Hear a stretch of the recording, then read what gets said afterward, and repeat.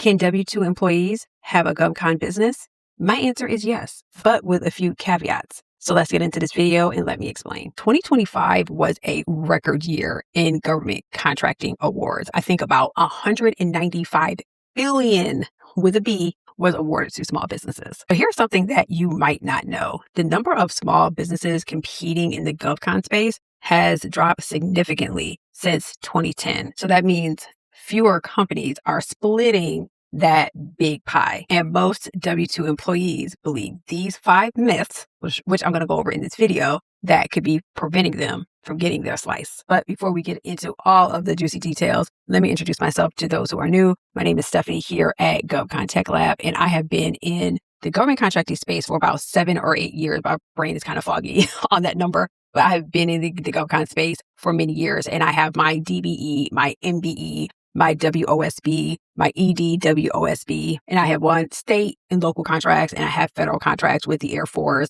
DOT, and the Army Corps of Engineers. So I have been around, I have seen a lot, and so I just want to share my knowledge with you. Okay, so let's talk about what you're going to learn in this particular video. So you'll learn which myths could potentially be keeping you stuck versus what the data actually shows, and the specific steps to start your GovCon business while you're still a W-2 employee. And before we dive into that, I want to talk about my free quiz that I created. So you can find this quiz at quiz.govcontechlab.com. And I'll make sure to link it in the comments as well. So this quiz is really great if you are thinking about going into federal, state, local, or both, and you're not quite sure what you should focus on. This is a really great assessment to help. And it's really built for, as you can see here, W-2 employees that are exploring GovCon as well. So I think this would be super helpful. And again, guys, it's a free quiz. So it's at quiz.govcontechlab.com. And now back to the video. Okay. So let's start with myth number 1, and that is that small businesses can't compete with large companies. So this myth actually ignores how federal government contracting actually works. So here's the real data. The government has mandatory programs, and I mentioned those at the beginning of the video that I am a part of. So you have things like the 8A, you have the WOSB, you have the Service Disabled Veterans Small Business Program, you have the Hub Zone, things like that. And these particular contracts, when they're set aside, this makes it possible for only small businesses to compete, and large corporations legally cannot bid. I have bid on many contracts that were set aside for WOSB and EDWOSB because that makes the competition pool a little bit smaller. But here is something that I think that trips up a lot of W-2 employees when they think about small business. So I think a lot of people think small as like in a very, very tiny business. And let's go over how the SBA categorizes a small business. So the SBA defines small businesses differently for each industry. So for example, if you are an IT business, I think you can have up to $32.5 million in annual revenue and still be considered small. And for construction, I think you could have up to $47 million in annual revenue and still be considered a small business. So I know when I was first entering into the industry, I thought all small businesses were my size, right? That's not true. Now, while you're not going to compete against Boeing and Lockheed Martin, small businesses in your industry or in your category could be doing $20 million or $30 million in annual revenue. So again, you're not competing against billion-dollar corporations, but you are going to compete against other small businesses who have a lot of experience and understand the game. When I talk to other small businesses, I tell them, yes, you're small and you're going to compete against other businesses that are small as well, but try to go after those contracts that are low-hanging fruit. The contract that we won with DOT wasn't a huge contract, but I wasn't competing against those small businesses who were doing $20 to $30 million annually. It just wasn't worth it for them. So if you go after those smaller contracts that would be considered lower hanging fruit, you might actually compete against a small business that's actually like your real size pound for pound. So here's one of your homework assignments. I want you to go to sam.gov and really filter by some of those set asides, whether it be an 8A, a WOSB, or Hub Zone, and see how many contracts within your NAICS code are restricted to small businesses. Myth number 2, you need a huge amount of capital to start a GovCon business. So many W-2 employees think you need massive upfront investment to start a GovCon business. And I'm here to tell you that is not true at all. So here's actually what happens. Most service-based business require minimal startup costs. So I am a service-based business. A lot of you know I do a lot of project management work, training, CRM implementation, it did not require us to have a lot of upfront costs to get that project started. The government actually pays you to perform the work, not buy the equipment upfront. So for example, let's go back to that Department of Transportation contract that we won a few years ago. We needed to have 4 laptops. Department of Transportation sent us 4 GFEs, which is government furnished equipment, to start that project. So they sent us the laptops and some really cute book bags as well.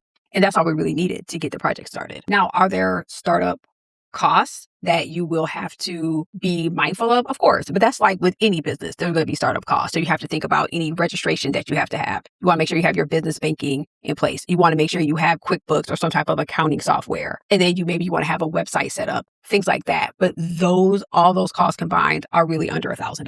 And when you compare those type of costs to something like a restaurant business, which can cost you $175,000 in startup capital, or a manufacturing business, which can be hundreds of thousands of dollars just to even get off the ground, GovCon actually has one of the lowest barriers to entry. Okay, but remember I think I said at the beginning of the video, there are a few caveats. Here's one of them. So a lot of W-2 employees confuse cash flow with startup costs. And let me explain. You need to make sure that you know how to manage your cash flow between work completion and payment. So I wrote a whole Substack article about this and how fortunate I was that I was able to manage my cash flow. I think I have mentioned before that I have a few middleman contracts, and one particular contract that I had, the government didn't pay me until almost 90 days, and I had to pay my subcontractor $30,000 out of my own pocket. And so those are the things that as W-2 employees, you have to be aware of. And if you're interested about reading this particular article or any other article that I put out, and I put out articles almost every week, you can go to govcontechlab.substack.com. And here's what I would suggest to W-2 employees. First, like I mentioned, start with those small contracts. So that way, if the government is slow to pay,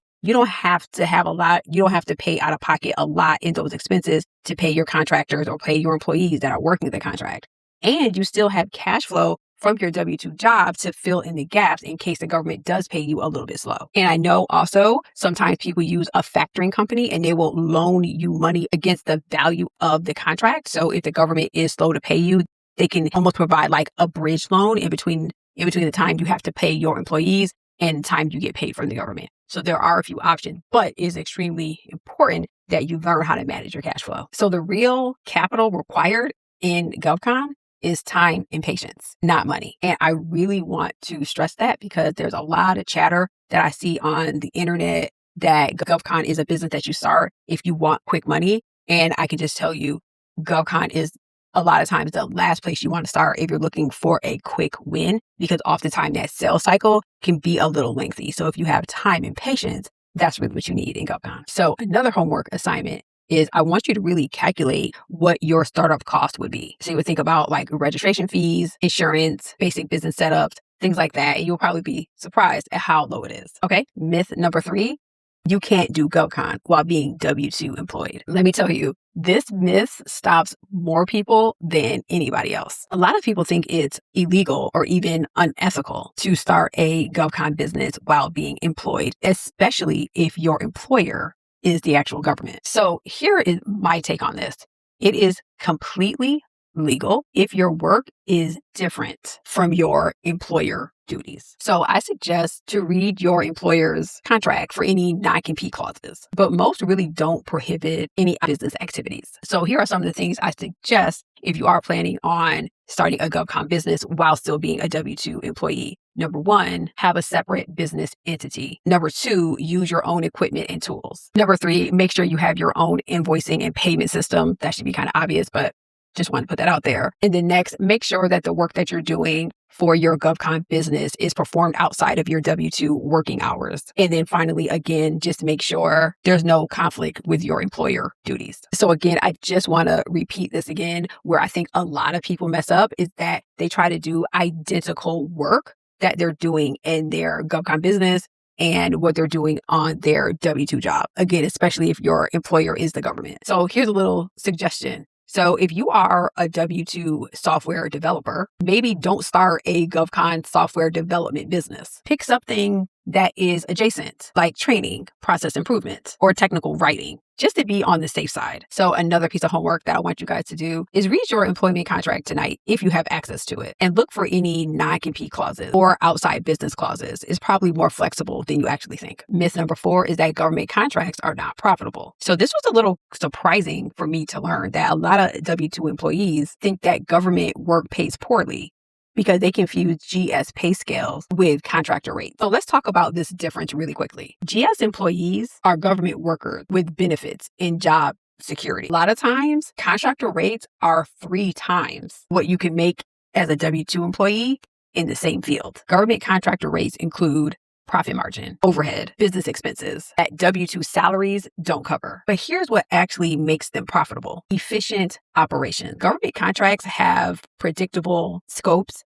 clear deliverables, and reliable payment. There's a lot less business development time than with commercial clients. I really think the profitability myth comes from inefficient contractors who overpromise and underdeliver. They bid too low, manage the project very poorly, and then blame the government for their thin margin. So in my previous video on my YouTube channel, I talked about this fully burdened calculator that I created. If you're interested in this, just comment below, give me the calculator.